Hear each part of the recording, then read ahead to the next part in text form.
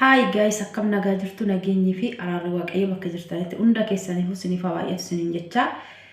Please እንግዲህ namni viidiyoo kana argitan share copy linkii akkasumas repost waliif godhaa isiniin jechuun barbaada. Gurbaan kun jechuudha maqaan isaa Daawit Abbabaa jedhama. Bakki dhaloota isaa Arsii Asallaadha jechuudha. Ijoollee shamarran biyya Arabaa isiniin fuudha jechuudhaani tokko isaanii masmara qayyaree haasofsiisuudhaan kan ka'e ijoollee 14 irraa jechuudha birri 200 nyaatee jira jechuudha. Kanas kan godhe immoo haadha warraa isaatiin walii galeeti kan kana godhe jechuudha. Suura haadha manaasallee kan wajjiniin ka'ellee isiniin maxxansaa namoonni ammallee jechuudha shamarran baay'ee haasofsiisaa jira jechuudha. Kan kana natti immoo haadha manaasaa ishee lammaffaadha. Ijoolleen akka irraa of eeggattan isiniin jechaa jirti. Gurbaan kun jechuudha ijoollee baay'ee attaallaluudhaani birrii ergisiisaa jira jechuudha. Kanaafiyyuu namoonni gurbaa kana haasofsiisaa jirtan keessumatti shamarran biyya Arabaa warroonni haasofsiisaa jirtanii of eeggannoo cimaa godhaa jechuudha. Gurbaan kun kan inni jiru Itoophiyaa keessa jechuudha. በራሳችሁ ብር ማለት ነው በራሳችሁ ልብስ በራሳችሁ ብር እንደዚህ ሱፍ ገዝቶ ለብሶ ዘንጦ በዚህች ፎቶ ደግሞ ስንቱን ያታልላል ማለት ነው። ይሄ ኤኬካም ሰውዬ ግማታም ማለት ነው። እና ሴቶቹ ተጠንቀቁ።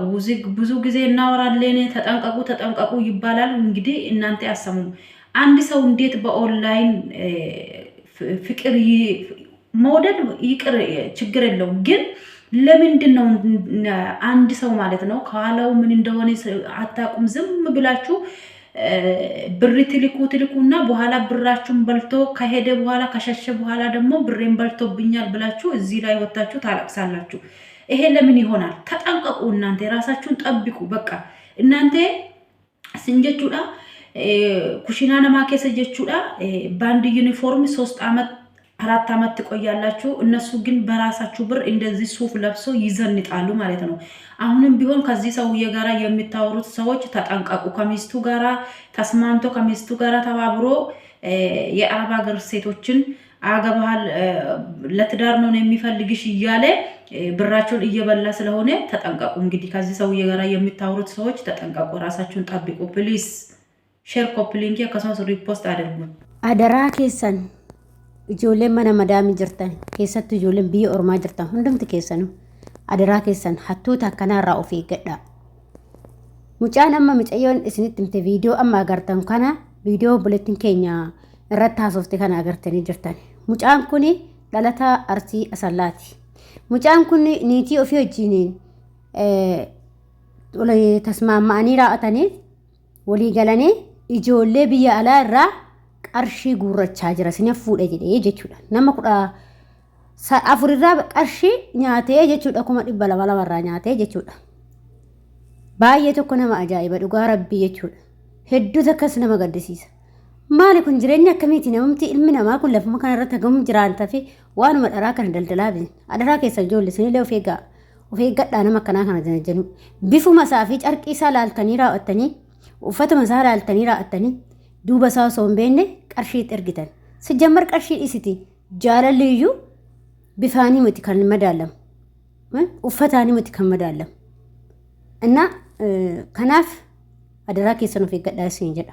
Ashamaa akkam jirtu hordoftoota kabajamtoota chaanaala kootii kan biyya keessaa kan biyya alaa bakka jirtanitti nageenyi waaqayyo isin haa baay'atu. Akkam jirtu obboloota koo annagaa kooti galata waaqayyo isinillee baga nagaa taatan baga naa jiraata isin jecha. Egaa hordoftoota kootii akkuma viidiyoo dura jalqaba argate irratti obboleettii keenya tokko kaawwan gorsallee isheenis nu dabarteerti. Akkasuma immoo warroonni immoo viidiyoo kana gadhumaa dhaggeeffadhaas fayyada. Akkasuma warroonni chaanal kiyyaafis haaraa taatan immoo sabskiraaybii gochuudhaan maamila keenya ta'aa. Akkasuma koottatii biddeenillee tolfadhaati nyaadhaa madaamichee mana qimamochee mana madaamiin jirtan hunda keessanii jechuudha ta'an sudaanii. Innaa akkasitti biddeen tolchachaa oollee jechuudha. Akkasitti tolfadhaa nyaadhaa isiniin jedha. Haga jana deemtanii haga dhiiraa qarshii argitan ofii keessanii nyaadhaa. Ofii keessanii godhadhaa nyaadhaa. Jaarsa namaatii qarshii argitanii na fuudhettanii maali qarshii dasi fuudhaa yoo si fuudhe kana. Inni akkuma beekamu ijoolleen keenya yeroo gorsanillee gorsa hin dhagahanii walumarraa hin baratanii viidiyoo tokko ilaalanii namoota tokkorraa hin baratanii akkuma beekamu mucaan amma suuraa isaa viidiyoo jalqabaa agartanitti mucaan kuni dhalataa asallaati. Achi taa'ee suuraa babbareedaa uffata babbareedaa ka'aa akkasitti ijoollee keenyatti ergee raate qarshii irraa nyaataa jechuudha. Sina fuudha jedheeti qarshii irraa nyaachaa jira jechuudha. Ofii haadha manaa isaatiin walii galanii haadha manaa qaban haadha manaa isaa manaa qabaa jechuudha.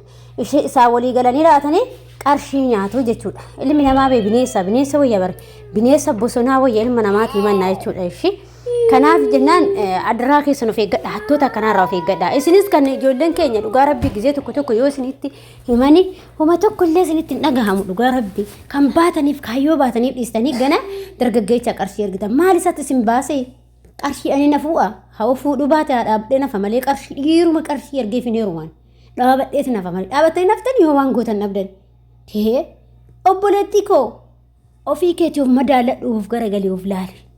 Boru ati yoo gaarii taate namni si fuudhu nama hedduutu jira. Nama hedduutu jira. Nama gaarii waaqayyo sitti qaba. Giiftiiti jedhanii gabbaranii ila harka laal miila si dhiqeessi bulchutu taasise fuudha jechuudha. Gaafa ati waan kee cimmit gootee qabattee jechuudha. Kanaaf waan keessan sirriitti jabeessati qabachuu yaada. Asumaan dargaggeechuma bifuma isaatii fi uffata isaa laaltanii raa'atanii na fuudha narraa du'e narraa qabame jettanii qarshiitti ergina adaraa keessan jechuudha. Of eeggannoo cimaa sin barbaachisa kun dhugaa rabbii dubbachuudhaaf maaliif ijoollee keenya ammallee hamma hubanne takka wanta sin baratan tokko hin jiru jechuudha. Barachaa hin jirtanii yaaduma moobaayilii harkatti baattan malee waanuma miidiyaa fayyadamaniif takka hin beektan. Namni gaafa miidiyaa banate waan baay'ee irraa barata. Isin akkamitti wal barraa barachuu dadhabdan indee maaliif nama meeqa kan nyaatamaa jiru hin argaa jirtan asii immoo ganaa dhiira maali dhiiruma kan akkamitti qarshii ergitanii isa si baase moo maatii keetu si baase moo hiriyaa keetu si baase moo maali kan qarshii ergitanii fi asii ganaa inni si fuudhu. Adaraa keessan of eeggannoo godhadhaa. Waaqayyo sin haa eegu. Adaraa keessan jechuudha. Hattoota akkanaarraa of eeggadhaa. Hattoonni sa'aatii kana keessatti baa'atteerti. Isin attaallalu waan hin taane isin attaallalanii qarshii isinirraa guuratanii bilookkii isin gochaa jiru jechuudha. Garuu ijoolleen keenya ammallee wanta akka wamtoo of hin barre rabbi sirriitti of hin barre ammallee ijoolleen keessattuu amma ijoollee haaraa dhufta sirriitti isin jarajana nama isinitti oo'a sa'aatii kana baay'ee isinitti oo'a dhibbarra isin gala jechuudha. Kanaaf jennaan qarshii keessan ergina. Qarshuma kee nama qarshii isin jedhe bilookkii jala kaayi haa deemu gaggeessi bilookkiidhaan. Namni jireenya keetiif yookiin jireenya waliin jiraanna isin jedhu qarshiidhaa isin gaafatu si jajjabeessa malee kana beekuu qabda.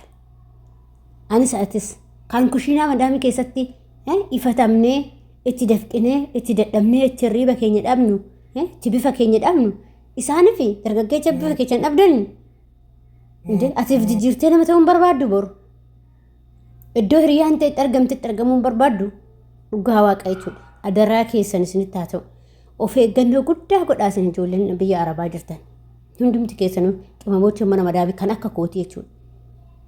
Ani ofii kootii of eeggannan anis obboleewwan koo akka nama tokko hin taane irraa gorsa jedheeti. Ofan eegaan hanga yoomillee dhiiraaf jedhee dhiiraaf hin attaalalamu abadan. Dhiirumaaf hin attaalalamu. Maaliif waan hin beef kaayyoon beef hin beeka waan ta'eef attaalalamuuf. Indee isin dhaqxaniitti inni sii kufe siin jedha. Ati baqqaa dhugaa sitti fakkaata qalbii si keessaa fuudhee ol fuutee qarshii 800 200 200 ergitaaf. Ajaa'iba bara. Waan baay'ee nama ajaa'ibu jechuudha. Adaraa keessan of eeggannoo cimaa godhadhaa. Ijoollee keenya shamarranii waaqayyo sin haa eegu. Of eeggannoo cimaa nagaa ta'a fayyaa ta'a sin jaalladha. Nama guba dhugaa.